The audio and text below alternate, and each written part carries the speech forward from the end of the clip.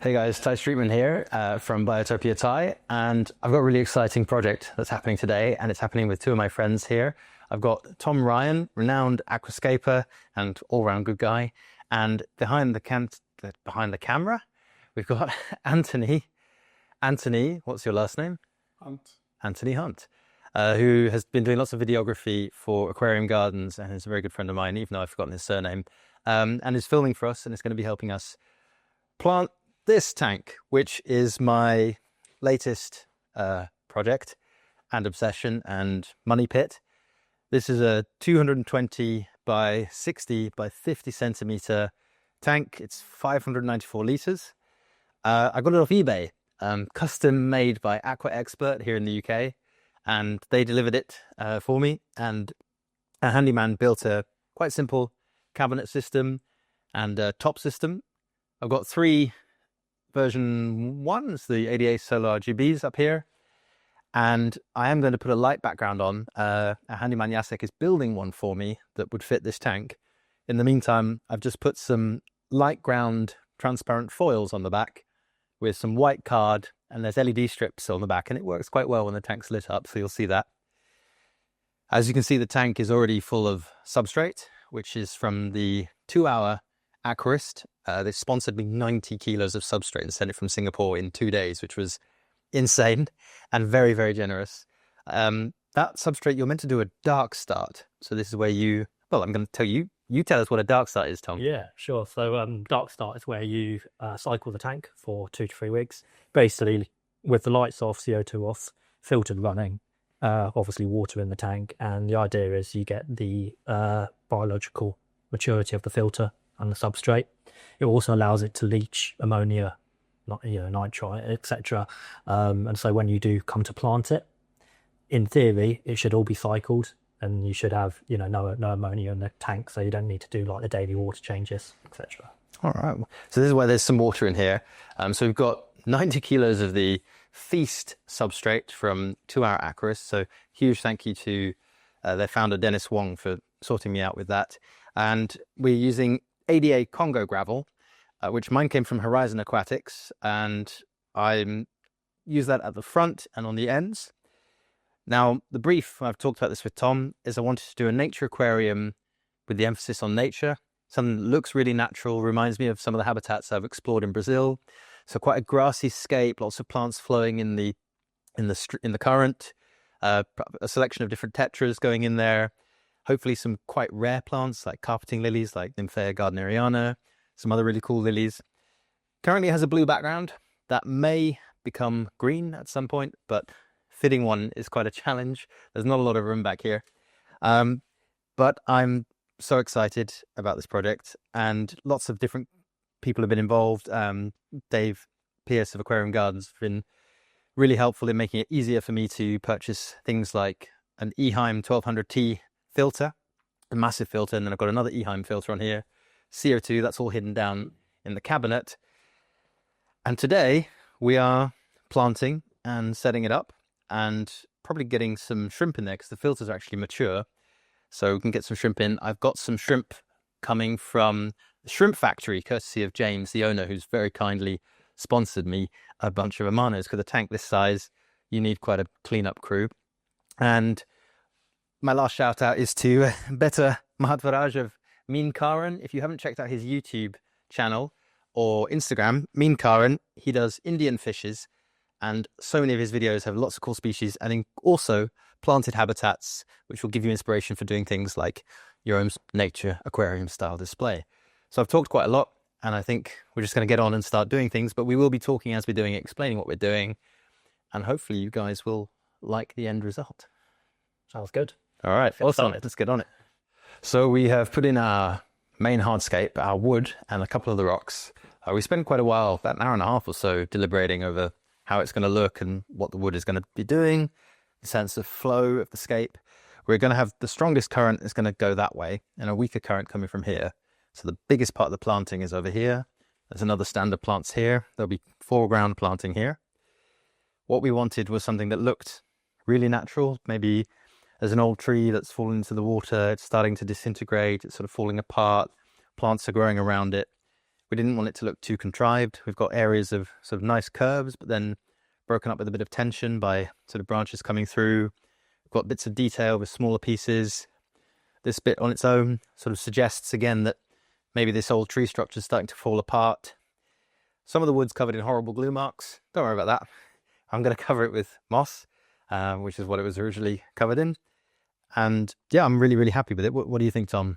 Yeah, no, really pleased. It's been, a great collaboration, really. We've sort of taken a bit of aquascape and a bit of sort of, Ty's background as biotope nature photographer, really. And we sort of combined it together. So obviously from the aquascaping parts, we wanted that bit a bit heavier, sort of flowing down into the center, rising up a little bit, and then coming down again, and again having this side a bit not as heavy, not as sort of a bit weaker in that sense. But it allows, Ty can explain a bit more, but it allows, the rare lilies that he's got to sort of carpet through these center areas, and then taller sort of grass tape-shaped plants to be sort of behind the main stands in the background. And I guess the next step, Tom, is we need to glue our bits of wood down. We've got hardscape glue, glue them to each other, glue them to the rocks, and then the exciting part for me, which is the planting, which we're going to rope Anthony in as well on that. And I've got quite a few plants still coming in the next few days. We're filming this just after Christmas, between now and, well, it's the 30th of December, so New Year's is coming. So all the mail is slow right now, so we won't have quite as many plants as I had hoped, but we've still got a lot. So including some really cool ones, different like Areocaulons, different Echinodoros, cool Nymphaeas. I think it's going to be a really nice natural looking display. And I'm particularly inspired by lots of the habitats I've seen in Brazil, particularly with my friend Juliana Leroy, who is Caminos Desconhecidos on YouTube and Instagram. If you watch her stuff, you'll see what I mean. Sort of dense stands of plants flowing in the current, small tetras, small fishes moving between them. That's the kind of vibe that I want here. And so let's get on with it. Sounds good.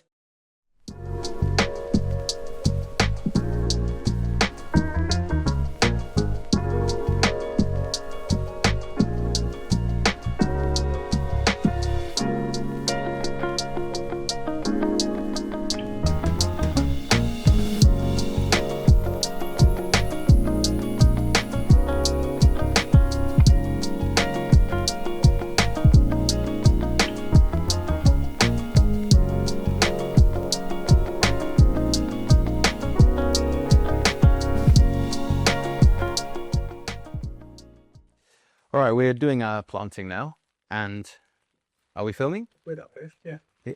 It's so tall. Amazing. We're planting some rare plants, some cool plants. This is Echinodoros macrophyllus, which is a plant I'm very used to seeing in Brazil. Really, really cool.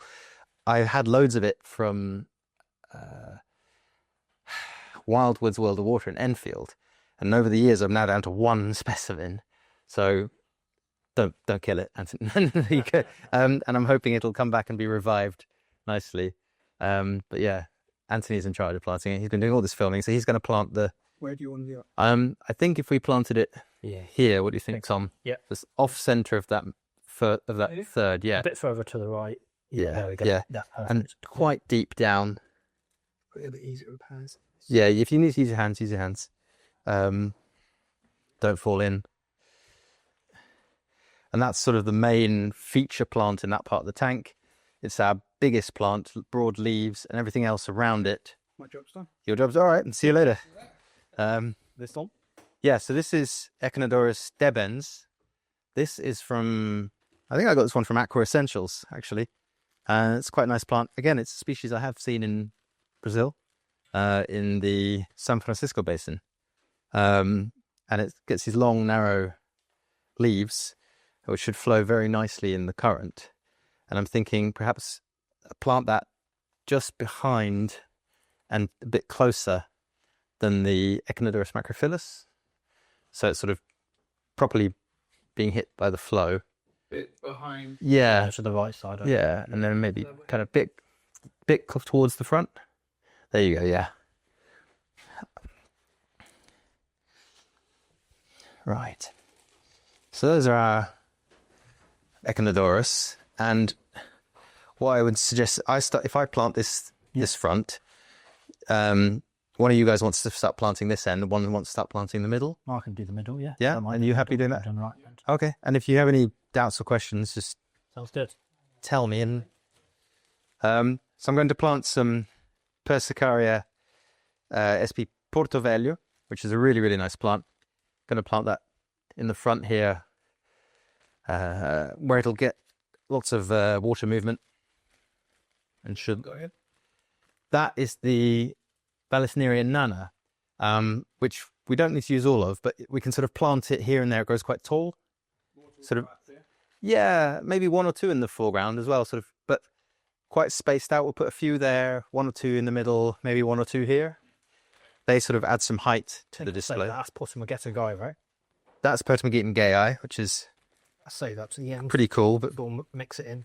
grows like a weed, which literally is a weed.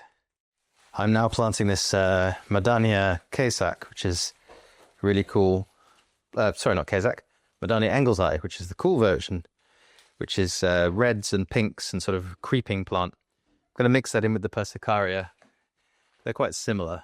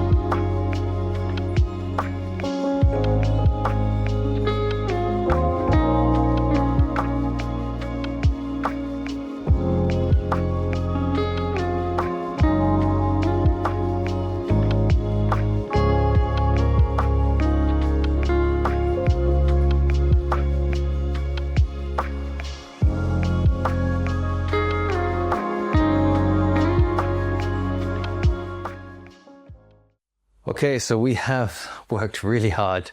Tom and Anthony got here about 10:30 this morning. It's now 5 p.m. and we have finished planting. We have filled the tank. When you first set up a tank, it often looks quite cloudy. The plants are all sort of a bit bruised and battered. They're sort of bent over. They haven't unfurled yet. But already I think it's looking great. There's some areas where I need to put some moss on glue that's spilled onto the wood. That's really easy to do. And we actually put quite a few plants in here, but it just doesn't look very heavily planted. I've got more things coming, more Ericaulons, but over the next days, weeks, months, there's going to be this big stand of dense planting here, slightly slimmer there, and another big stand here. And these carpeting lilies, the Nymphaea gardneriana, they are going to colonize this area that we've covered with gravel. Underneath the gravel is the feast substrate from 2 Hour Aquarist, really nutritious substrate. Plus there's ADA power sand under there. Plus there's root tabs of all kinds. So hopefully they will gradually spread. And wherever you see gravel, instead you'll see loads of the lovely Nymphaea. They'll be tall like an Adoras. There's going to be lots of things flowing in the wind, in the breeze, in the current even. You can already see the Nymphea SP Peru sort of waving in the current there.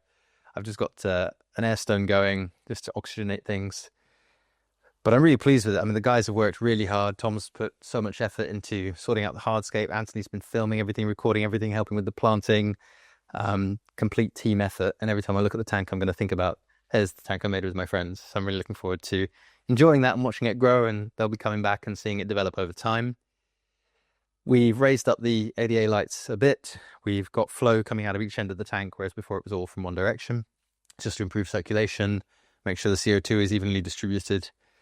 And I think even within a few days, it's already going to start looking really, really good. It just needs time, and I'm super happy. Fish-wise, I'm sort of still debating I've got a lot of fish in the garage and the holding tanks. I was talking with the guys about what would go in. I've got my cherry muselle tetras, Hyphosubaricum cherry muselle, which are beautiful.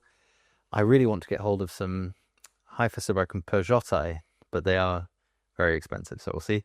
I've got some Moncasia bonita, which is a fish I know very well from Brazil that may go in. But if you've got suggestions, maybe put it in the comments. Let me know what you think. But yeah, Tom, give us some feedback. Thanks, Ty. No, it's been great having a collaboration between, me from a contest aquascaping background, you from more the habitat background, and then Anthony as well from his sort of photography, artistic background as well. So we sort of combined everything to create nature aquarium style, something simplistic, elegant, but also representing the habitat that you want to create. And I think we've done that really well in the time we've had as well to bring it all together, and come together really nicely. I only managed to burn 1 out of 3 pizzas really badly, and we've done well. And Anthony, you should I know you're mic'd up. You should come and stand out here for a second as well. Take a bow. Take a bow. Anthony Hunt, everyone, videographer and planter, and was doing it, tottering on the step ladder there, doing a grand job. So yeah, thank you both of you. And I'm going to ask Anthony very nicely if perhaps in a few weeks or a month or so he might come and do another video of the tank as it's filled in. I'm sure, Tom, you'll be back and doing things and just coming and sitting in front of it as well and enjoying it. Definitely. As will Anthony.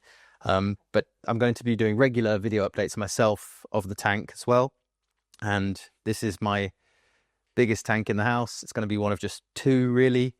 And so I'm going to be doing lots of features on the different plants and the different fishes once they go in, and talking a bit about the idea and following it along as it develops. And I hope you will enjoy following that story with me. So thank you to everyone watching, and thank you to my friends for helping me today.